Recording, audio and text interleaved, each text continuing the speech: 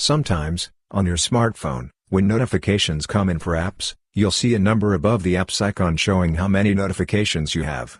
But sometimes, in the X or Twitter app, you might not see that notification badge. If you want to enable it, you can. In this video, we'll show you how to enable notification count badges in X or Twitter. To start, open the X app. After that, you'll see your profile photo at the top. Tap on it. When you do, you'll see Settings and Support. Click on that. Then, you'll find Settings and Privacy. Tap on it. Next, you'll see Notifications. Click on that. Once you're there, you'll see Preferences. Tap on it. Inside, there's an option called Notification Count Badge. Sometimes, it's turned off. If you want to see the notification badge, just turn it on.